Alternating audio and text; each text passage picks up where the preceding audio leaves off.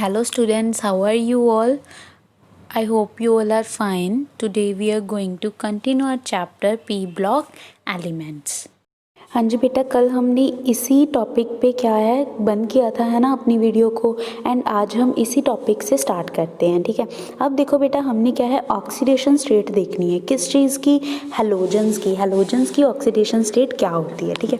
सबसे पहले तो बेटा, अगर ये नेगेटिव ऑक्सीडेशन स्टेट शो करेंगे, ठीक है, ऑक्सीडेशन स्टेट ये अगर नेगेटिव शो करेंगे तो मोस्ट कॉमनली ये -3 ऑक्सीडेशन स्टेट शो करते हैं सारे हैलोजन, ठीक है। एंड जो फ्लोरीन है, fluorine only -1 oxidation state show करेगा और कोई भी ऑक्सीडेशन स्टेट जो है वो फ्लोरीन शो नहीं करता है, ठीक है। फ्लोरीन ओनली 1 ही ऑक्सीडेशन स्टेट शो करता है जो है -1, और कोई भी ऑक्सीडेशन स्टेट फ्लोरीन शो नहीं करता। हर एक एटम के साथ इसने -1 ही ऑक्सीडेशन स्टेट देनी है, क्लियर है। अब अगर हम बाकियों की बात करें मतलब फ्लोरीन को छोड़ के क्लोरीन, ब्रोमीन, आयोडीन की अगर हम बात करें, ये -1 के साथ साथ +1, +3, +5, +7 ये ऑक्सीडेशन स्टेट शो कर सकते हैं, ठीक है। अब देखो -1 ऑक्सीडेशन स्टेट ये कब -1 तो देखो क्या है, अगर हम पहली जो आपको एक डायग्राम शो की हुई है ना, हाइब्रिडाइजेशन के टाइम पे भी हम ऑर्बिटल डायग्राम ये बनाते हैं, 5s है, 5p है, 5d है ना। ये तो 5 की बात कर रखी है। अगर मान लो आप 5 नहीं भी बना रहे हो, 5 नहीं बना रहे हो, 3 भी बना रहे हो, 3s, 3p, 3d भी बना रहे हो, तब भी ऐसा हो जाएगा। देखो इसकी इलेक्ट्रॉनिक कॉन्फ़िगरेशन को हम कैसे करेंगे। 2 इलेक्ट्रॉन्स s में है ना, एंड 5 इलेक्ट्रॉन्स p में है। अब एक इलेक्ट्रॉन फ्री है ना, एक इलेक्ट्रॉन फ्री है, तो यहाँ पे ये +1 एंड -1 दोनों ऑक्सीडेशन स्टेट शो कर सकता है, ठीक है। नेक्स्ट अगर हम फर्स्ट एक्साइटेड स्टेट देखें, इसमें क्या हुआ, जो p ग्रुप का या p शेल का एक इलेक्ट्रॉन था जो पेयर्ड था, है ना, पेयर्ड था सेकंड वाले में, वो अनपेयर्ड हो गया, एंड ये एक इलेक्ट्रॉन कहाँ पे चला गया, 5d में। अब टोटल अनपेयर्ड इलेक्ट्रॉन्स कितने हैं, 3, तो इसकी ऑक्सीडेशन स्टेट +3 हो सकती है। नेक्स्ट वाले में दूसरा जो पेयर्ड है वो भी अनपेयर हो गया। अब कितने अनपेयर्ड इलेक्ट्रॉन हो गए, टोटल 5, तो इसकी ऑक्सीडेशन स्टेट +5 हो सकती है। नेक्स्ट जो s वाला पेयर्ड था उसको भी हमने अनपेयर कर लिया, तो टोटल कितने हुए, 7 हो गए ना। तो अगर ये 7 जाएंगे तो क्या हो जाएगा, हमारे पास ऑक्सीडेशन स्टेट +7 बन जाएगी, ठीक है। अब फ्लोरीन के पास कोई भी d ऑर्बिटल रहता नहीं है ना, d ऑर्बिटल नहीं होता, इसीलिए वो क्या है, कोई भी ऐसी ऑक्सीडेशन स्टेट को शो नहीं कर सकेंगे। दूसरी चीज़, +1 क्यों नहीं शो करते, +1 के लिए तो उनको d ऑर्बिटल में जाने की भी ज़रूरत नहीं ना पड़ेगी, तो +1 क्यों नहीं शो करते। +1 ना शो करने का रीज़न बेटा ये है कि फ्लोरीन जो है वो सबसे ज़्यादा इलेक्ट्रोनेगेटिव होता है, ठीक है। अगर ये इलेक्ट्रोनेगेटिव होता है तो इलेक्ट्रोनेगेटिविटी की वजह से ये क्या है बेटा, इलेक्ट्रॉन्स हमेशा देंगे नहीं, ये कभी भी किसी को इलेक्ट्रॉन नहीं देता, ठीक है। बहुत ज़्यादा क्या है, इलेक्ट्रोनेगेटिव। देन है बेटा ट्रेंड्स इन केमिकल रिएक्टिविटी। हम ये देखते हैं कि केमिकल रिएक्टिविटी इनकी क्या है, कितनी ज़्यादा होती है, ठीक है, या कैसे ये रिएक्ट करते हैं किसी और चीज़ों के साथ, ठीक है। पहले तो बेटा जो हैलोजेंस है ना बहुत ज़्यादा रिएक्टिव होते हैं, है ना, हमने पहले भी पढ़ा था, कल भी पढ़ा था कि ये इतने ज़्यादा रिएक्टिव होते हैं कि फ्री स्टेट में एग्जिस्ट ही नहीं करते हैं, ठीक है, काफ़ी ज़्यादा रिएक्टिव होते हैं। एंड इन सभी में से सबसे ज़्यादा रिएक्टिव जो है वो कौन है, सबसे ज़्यादा रिएक्टिव है फ्लोरीन, ठीक है।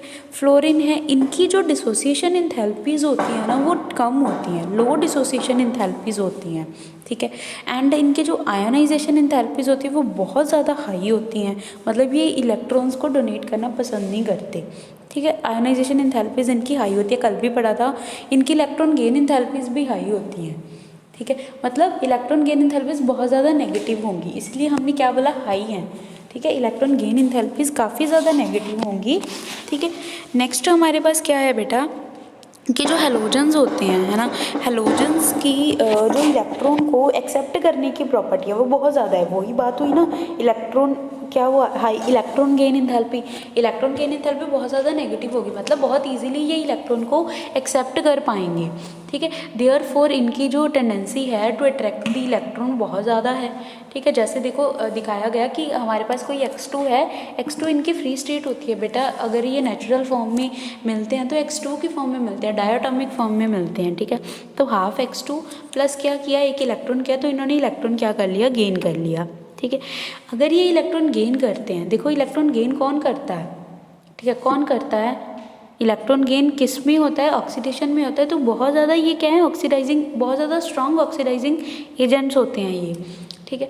A halogen of lower atomic weight will oxidise halide ion of higher atomic number, मतलब जो हैलोजन होता है ना, जिसका एटॉमिक वेट क्या है, कम है, ठीक है, वो ऑक्सीडाइज कर सकता है किसको, है ऐसे हैलाइड को जिसका एटॉमिक नंबर ज़्यादा है, मतलब हैलोजन खुद को क्या कर सकते हैं, ऑक्सीडाइज कर सकते हैं, जिसका एटॉमिक वेट कम है वो जिसका एटॉमिक नंबर ज़्यादा है या जिसका एटॉमिक वेट ज़्यादा है उसको ऑक्सीडाइज कर सकता है। क्लियर है बच्चों। इसके बाद आता है जो F2 है, F2 को स्ट्रॉन्गेस्ट ऑक्सीडाइजिंग एजेंट माना जाता है एंड I2 को वीकेस्ट ऑक्सीडाइजिंग एजेंट माना जाता है, ठीक है। क्लोरीन जो है इसको is not a strongest oxidizing agent as expected, मतलब नहीं होता इतना ज़्यादा अच्छा ऑक्सीडाइजिंग एजेंट ये नहीं होता है, ठीक है। This is explained on the basis of born-Haber cycle, हम बॉर्न-हैबर साइकिल से इसको समझ सकते हैं, ठीक है। जो ऑक्सीडाइजिंग पावर होती है, देखते हैं बेटा बॉर्न-हैबर साइकिल क्या है, समझाती हूँ। Oxidizing power of halogen is property in solution as, क्या है ऑक्सीडाइजिंग पावर कैसे होगी, देखो हमारे पास क्या है, कोई भी X2 है, ठीक है, X2 है, ये सॉलिड भी हो सकता है, लिक्विड भी हो सकता है, गैस भी हो सकता है, ठीक है। X2 है, इसको हमने हाफ कर दिया, इसका क्या मतलब कि हमारे पास एक ही हैलोजन बच गया, ठीक है। प्लस एक इसने क्या किया, इलेक्ट्रॉन कैरी किया, प्लस उसमें हमने क्या डाला, वाटर डाला, एक्वा सॉल्यूशन में है, जो भी है चाहे सॉलिड है, लिक्विड है, गैस है, वो एक्वा सॉल्यूशन में है, ठीक है। उसने इलेक्ट्रॉन गेन कर लिया, X नेगेटिव बन गया, ठीक है। द प्रोसेस में भी एक्सप्रेस्ड एज, इस सारी प्रोसेस को हम कैसे एक्सप्रेस कर सकते हैं, मान लो हमारे पास जो क्या है X2 है वो क्या है, गैसियस स्टेट में प्रेजेंट है ना, गैसियस स्टेट में प्रेजेंट है। सबसे पहले हम उसकी क्या करेंगे, फर्स्ट स्टेप हमारा क्या होगा, डिसोसिएशन। X2 को डिसोसिएट किया, मतलब हमारे पास X बॉन्ड X है ना, उसको तोड़ा, अकेला X बच गया, ठीक है। अब उस X को हम क्या करेंगे, वो क्या करेगा, इलेक्ट्रॉन को गेन करेगा, ठीक है, इलेक्ट्रॉन को गेन करेगा, तो उस पर क्या आ गया, X नेगेटिव चार्ज। उसके बाद उसकी क्या होगी, हाइड्रेशन होगी, मतलब उसको गैसियस स्टेट से एक्वस फॉर्म में हम बनाएंगे, ठीक है।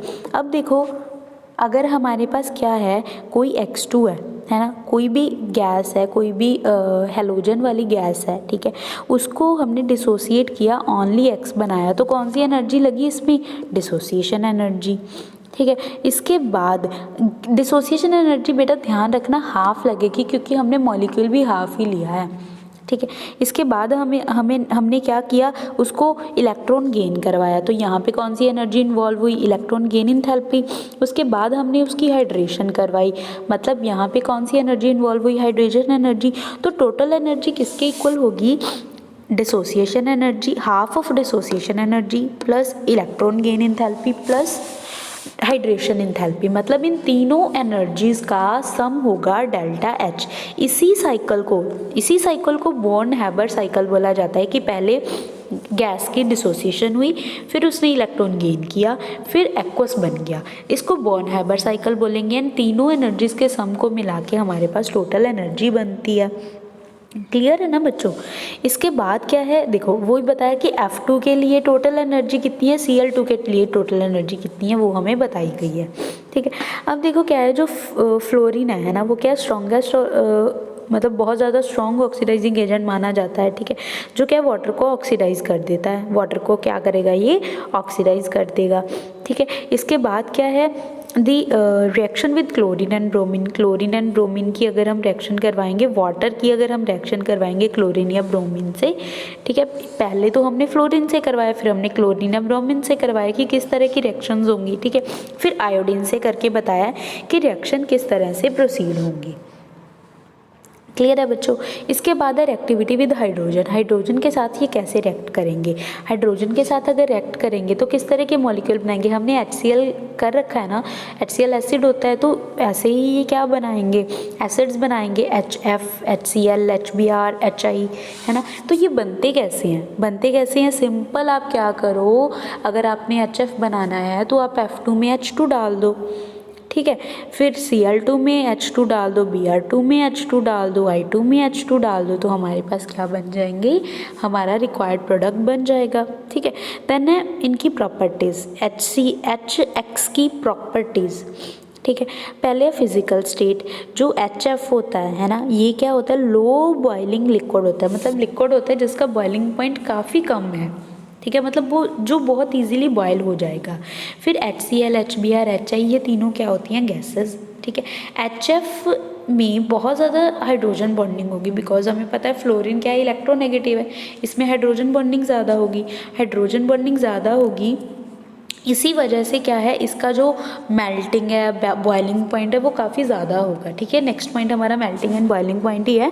मेल्टिंग एंड बॉइलिंग पॉइंट देखो, जो HF है इसका मेल्टिंग एंड बॉइलिंग पॉइंट क्या है, काफ़ी ज़्यादा होता है, क्यों, हाइड्रोजन बॉन्डिंग करके, इंटरमोलिकुलर हाइड्रोजन बॉन्डिंग की वजह से, ठीक है। तो HF का ज़्यादा, फिर HCl, फिर HBr एंड फिर HI, ठीक है। सॉरी बेटा, इसमें एक कन्फ्यूज़न है, देखो क्या होता है, अच्छे से समझना, क्या होता है, down the group melting and boiling point हमेशा क्या करता है, इंक्रीज़ करता है। क्यों इंक्रीज़ करता है, बिकॉज साइज़ इंक्रीज़ कर रहा है ना, Cl का साइज़ छोटा होगा, फिर Br का उससे बड़ा, I का उससे बड़ा, है ना, साइज़ इंक्रीज़ कर रहा है, साइज़ इंक्रीज़ करने से मेल्टिंग बॉइलिंग पॉइंट इंक्रीज़ करता है। वैसे भी हमने पढ़ रखा है कि अगर मास ज़्यादा तो बॉइलिंग मेल्टिंग पॉइंट ज़्यादा, है ना, तो वही बात है, अगर नीचे डाउन द ग्रुप जाएंगे, साइज़ के साथ साथ मास भी तो बढ़ेगा ना उसका, ठीक है। लेकिन HF का एक्सेप्शनली हाई हो जाता है, HF का जो मेल्टिंग एंड बॉइलिंग पॉइंट है वो एक्सेप्शनली हाई हो जाता है। क्यों हाई हो जाता है, इस वजह से, बिकॉज इसमें हाइड्रोजन बॉन्डिंग ज़्यादा है। हाइड्रोजन बॉन्डिंग अगर ज़्यादा होगी तो इसका क्या मतलब, हाइड्रोजन बॉन्डिंग ज़्यादा होगी तो इसके मॉलिक्यूल्स एक दूसरे के में बहुत ज़्यादा क्लोज होंगे एंड उनको दूर करना काफ़ी डिफ़िकल्ट होगा, ठीक है बेटा। इसीलिए एक्सेप्शनली HF का ज़्यादा हो जाता है, वरना इसका सबसे कम होना था, ठीक है।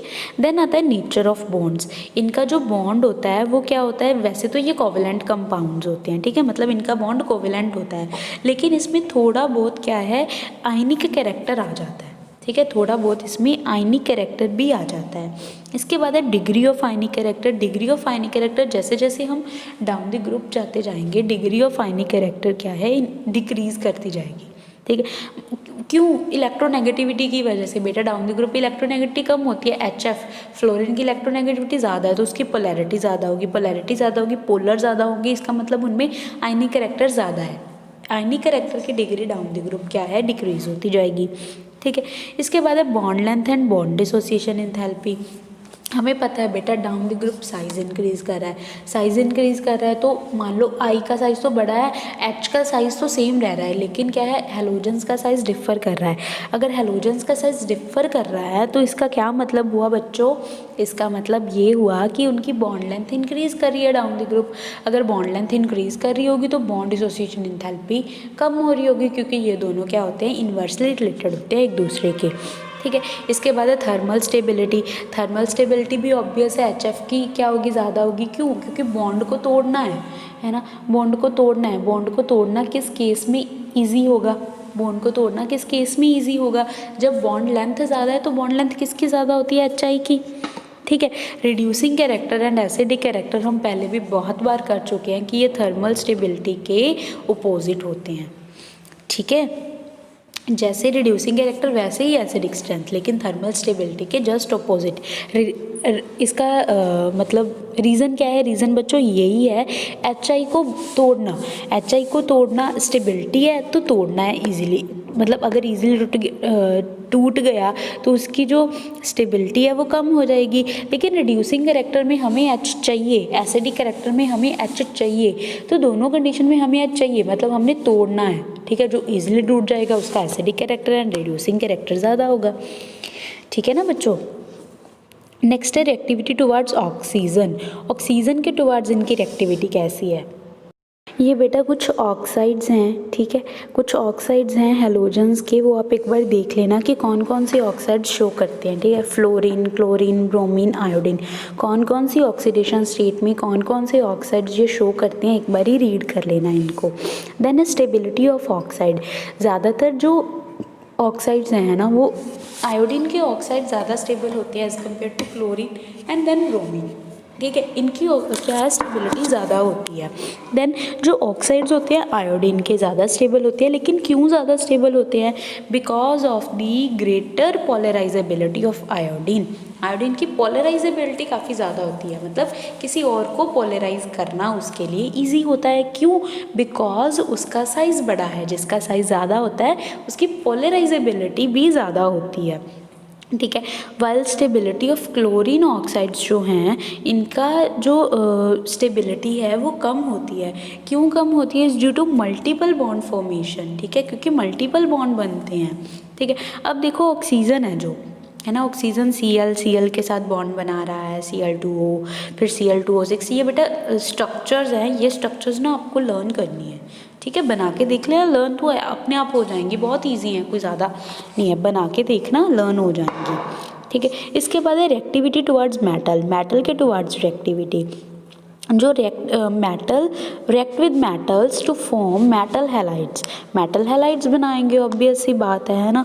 जो आयनिक कैरेक्टर होगा मेटल हैलाइड का वो डिक्रीज़ करेगा इन ऑर्डर, हमें पता है down the group ionic character decrease करता है, पहले भी हम पढ़ के आए हैं, जैसे हमने HX के केस में किया था वही अब होगा, ठीक है।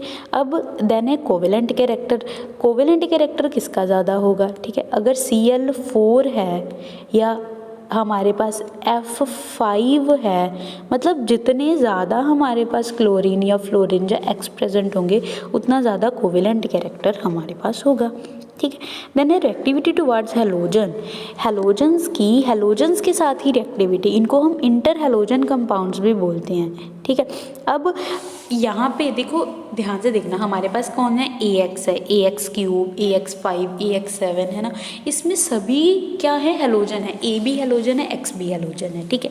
लेकिन जो X है ना वो क्या होगा, स्मॉल साइज़ का होगा, ठीक है। अगर हम AX की बात कर रहे हैं तो चाहे A है चाहे X है वो फ़र्क नहीं पड़ता, कोई भी बड़ा कोई भी छोटा होगा, लेकिन अगर हम बाकी तीनों की बात करें तो X जो है वो क्या है, स्मॉल साइज़ का होना चाहिए, ठीक है। बाकी सारे क्या होंगे, ज़्यादा साइज़ के, मतलब A का साइज़ ज़्यादा होगा, X का साइज़ छोटा होगा। मान लो अगर हम AX7 की बात कर रहे हैं, ठीक है, AX7 की बात कर रहे हैं तो इसमें हम एग्जाम्पल क्या लेंगे, क्या एग्जाम्पल लेंगे, ICl7, ठीक है, ICl7 की एग्जाम्पल लेंगे जिसमें I क्या होगा, बड़ा होगा, है ना, एंड Cl क्या होगा, छोटा होगा, ठीक है, इसीलिए हमने ज़्यादा Cl लिए हैं। अगर हम मान लो AX3 की बात करें, इसमें आपको एग्जांपल लेके बता देती हूँ, ClF3, क्लोरीन का साइज़ ज़्यादा होता है, फ्लोरीन का कम होता है, तो इसीलिए F3 एंड क्लोरीन A, ठीक है बेटा। इसके बाद हैलोजन एंड देयर कंपाउंड्स, ठीक है, हैलोजन्स एंड देयर कंपाउंड्स, जो पहले बात करते हैं क्लोरीन की, ठीक है। जो क्लोरीन होता है ना, ये क्या होता है, मतलब इसकी अकरेंस देख लेते हैं पहले तो, ठीक है। अकरेंस क्या है क्लोरीन की, बेटा देख लेना डिस्कवरी किसने की थी, बस एक बार रीड करना है आपको, ये एग्जामिनेशन पॉइंट ऑफ व्यू से नहीं है। अकरेंस देख लो, अकरेंस क्या है कि कहाँ पे अकर करता है ना, लिथोस्फीयर की अगर हम बात करें तो उसमें 0.19% क्या है, क्लोरीन प्रेजेंट है, ठीक है। क्लोरीन है जो वो क्लोराइड्स की फॉर्म में ज़्यादा अक्कर करती है, मतलब अर्थ क्रस्ट में ये अक्कर करेगी, ठीक है, मतलब क्लोराइड्स की फॉर्म में, ठीक है। किसके क्लोराइड, सोडियम के, जैसे NaCl है ना, या फिर एल्कली या एल्केलाइन अर्थ मेटल्स जो होंगे उनके क्लोराइड्स की फॉर्म में ये अक्कर करेगी। उसके बाद है बेटा प्रेपरेशन हम कैसे कर सकते हैं, इसकी प्रेपरेशन कर सकते हैं इसकी by heating manganese dioxide with concentrated HCl। अगर हम कंसनट्रेटेड HCl के साथ इसको हीट करवाएंगे तो मैग्नीशियम डाइऑक्साइड को अगर हम हीट करवाएंगे, मैंगनीज डाइऑक्साइड को अगर हम हीट करवाएंगे तो हमें Cl2 मिल जाएगा, क्लियर है।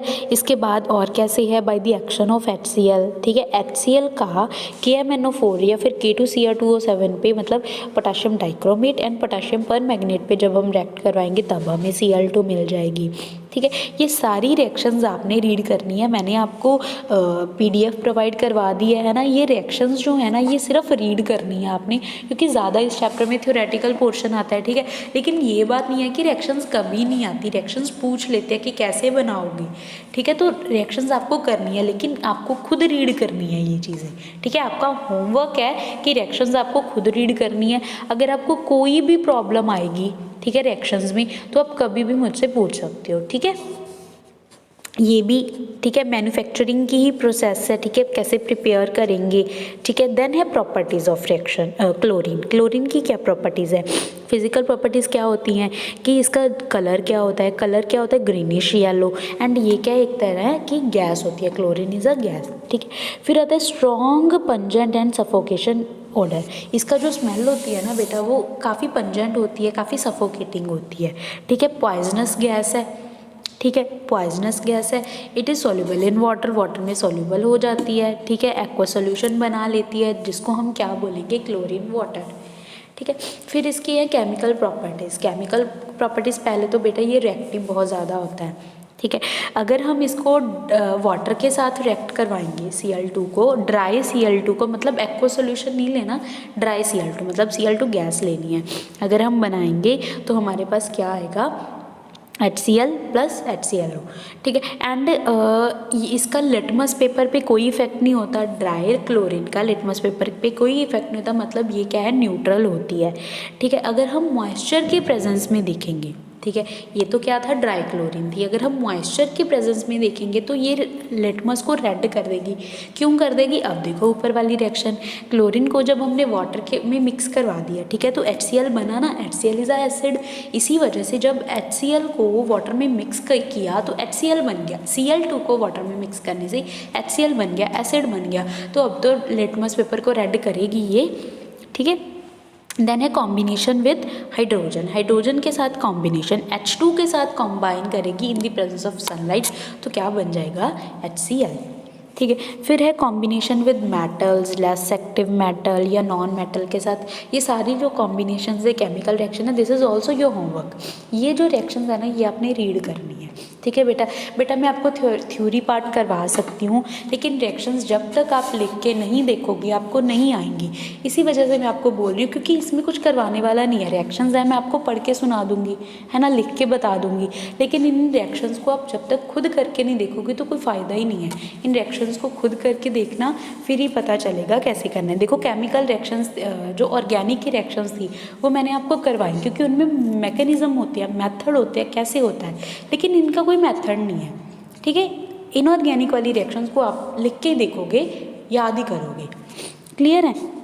ये भी कुछ रिएक्शंस हैं, ठीक है, ये भी कुछ रिएक्शंस हैं, ये भी कुछ रिएक्शंस हैं, ठीक है। फिर इंपॉर्टेंट पॉइंट्स हैं क्लोरीन के, वो मैं आपको बता देती हूँ। क्लोरीन क्या है, ये ब्लीच करता है only in the presence of water, water की प्रेजेंस के बिना इसकी ब्लीचिंग नहीं होती है, ठीक है। जो ब्लीचिंग एक्शन होता है क्लोरीन का वो परमानेंट होता है, टेम्परेरी नहीं होता, ठीक है। Chlorine is used only for bleaching paper pulp, wood pulp and cloth, सिर्फ इन तीनों को ब्लीच करने के लिए यूज़ कर सकते हैं, ठीक है। Paper pulp, wood pulp, cloth, मतलब हम अपनी स्किन या हेयर्स को ब्लीच करने के लिए नहीं यूज़ कर सकते, क्लियर है। इसके बाद आता है हाइड्रोजन क्लोराइड।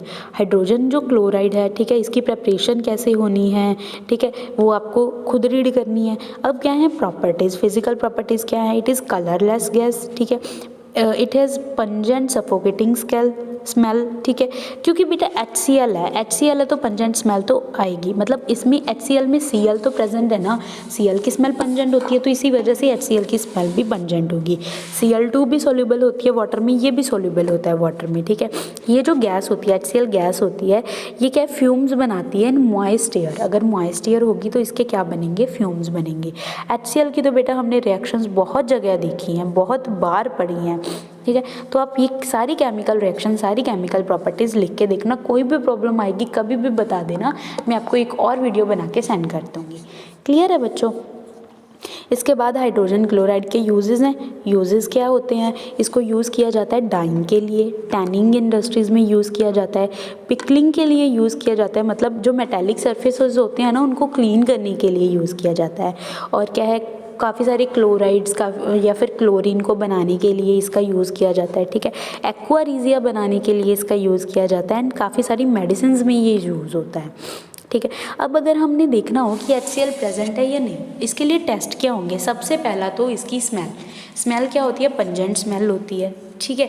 सेकंड क्या है, ये ब्लू लिटमस को रेड करेगा बिकॉज ये क्या है, एसिड होता है, ठीक है। थर्ड क्या है, it gives white dense fumes with ammonia. अगर अमोनिया के साथ रिएक्ट करेगा तो काफ़ी डेंसिटी वाले, हायर डेंसिटी वाले वाइट कलर के फ्यूम्स ये देगा, ठीक है। और क्या है, ये अगर AgNO3 सॉल्यूशन में इसको डाला जाए तब भी ये क्या देता है, वाइट प्रेसिपिटेट्स बनाता है, ठीक है बच्चों।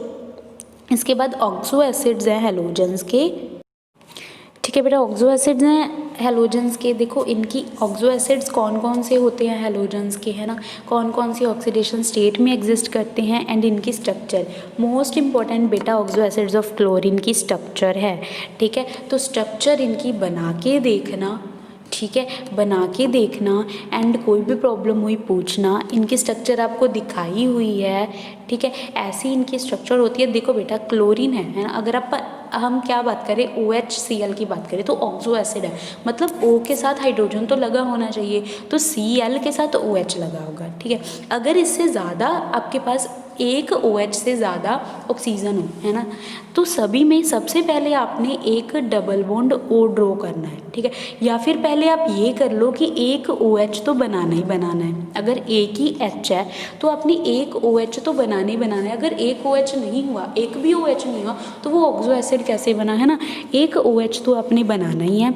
बाकी आप क्या कर सकते हो, डबल बॉन्ड O, बाकी जितने भी O एक्स्ट्रा हैं डबल बॉन्ड O बना के लगा दो, ठीक है। अगर एक H और आ गया तो फिर OH लगा दोगे, क्लियर है। ऐसे आपने इनकी स्ट्रक्चर करनी है।